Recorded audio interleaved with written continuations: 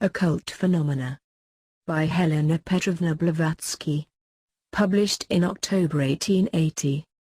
In the issue of the 19th instant of your worthy contemporary, I find over 2 columns devoted to the doubtful glorification, but mostly to the abuse, of my humble individuality.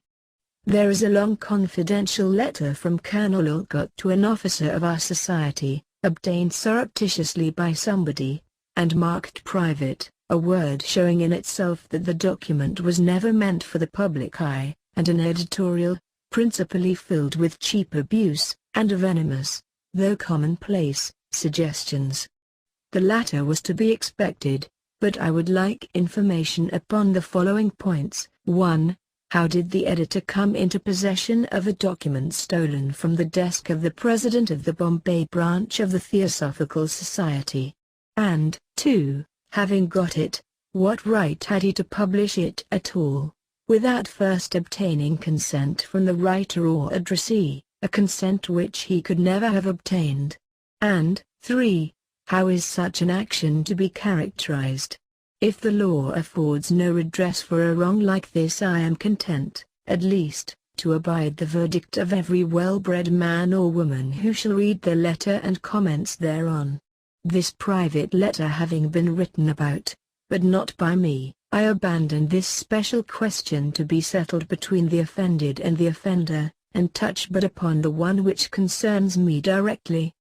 I have lived long enough in this world of incessant strife, in which the survival of the fittest seems to mean the triumph of the most unprincipled, to have learned that when I have once allowed my name to appear in the light of a benevolent genius, for the production of cups, saucers and brooches, I must bear the penalty, especially when the people are so foolish as to take the word magic either in its popular superstitious sense, that of the work of the devil, or in that of jugglery. Therefore, and precisely because I am an elderly lady from Russia via America, the latter country of unlimited freedom, especially in newspaper personal abuse, has toughened me to the extent of being indifferent as to the sneering and jeering of newspapers upon questions they do not understand at all, provided they are witty and remain within the limits of propriety and do no harm but to myself.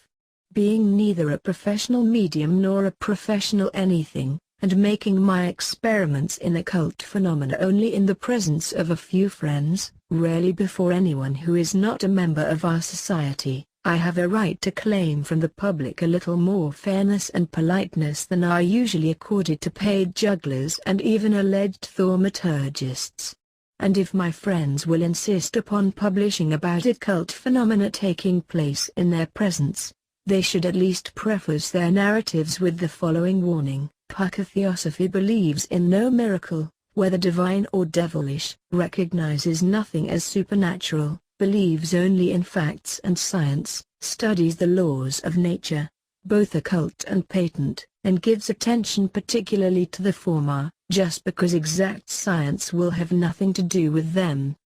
Such laws are those of magnetism in all its branches, mesmerism, psychology, etc. More than once in the history of its past has science been made the victim of its own delusions as to its professed infallibility, and the time must come when the perfection of Asiatic psychology and its knowledge of the forces of the invisible world will be recognized, as with the circulation of the blood, electricity, and so forth, after the first sneers and lampoons died away.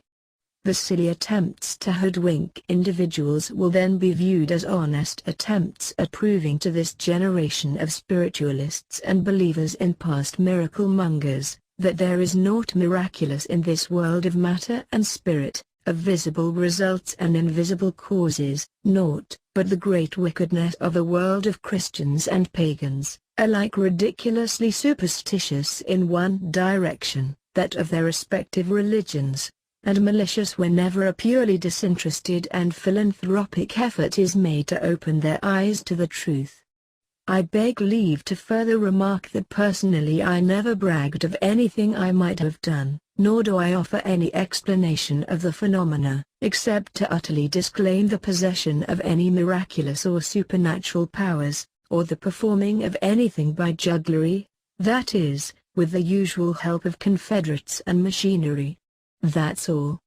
And surely, if there is anything like a sense of justice left in society, I am amenable to neither statutory nor social laws for gratifying the interest of members of our society, and the wishes of my personal friends, by exhibiting to them in privacy various phenomena, in which I believe far more firmly than any of them, since I know the laws by which they are produced, and am ready to stand any amount of personal newspaper abuse whenever these results are told to the public. The official circles at Simla was an incorrect and foolish phrase to use.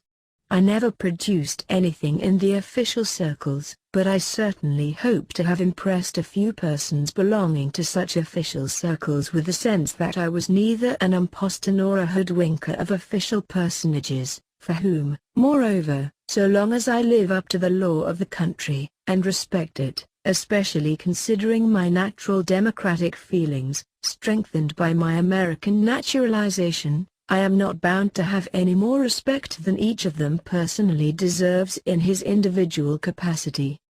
I must add, for the personal gratification of the editor of your contemporary, and in the hope that this will soothe his irate feelings, that of the 5 eyewitnesses to the cup production, 2 of these of the official circle, utterly disbelieve the genuineness of the phenomenon, though I would be pleased to know how, with all their skepticism, they would be able to account for it. I do not imitate the indiscretion of the editor and mention names, but leave the public to draw such inferences as they please.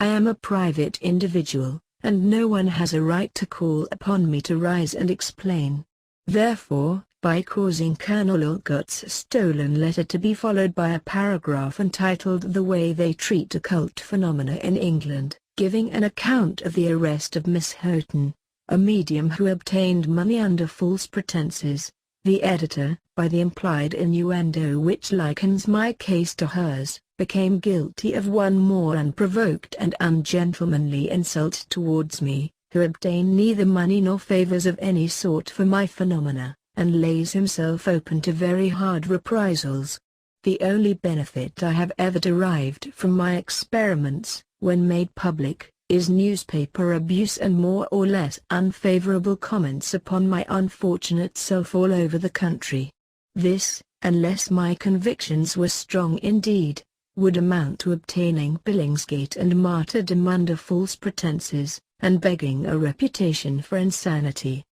The game would hardly be worth the candle, I think,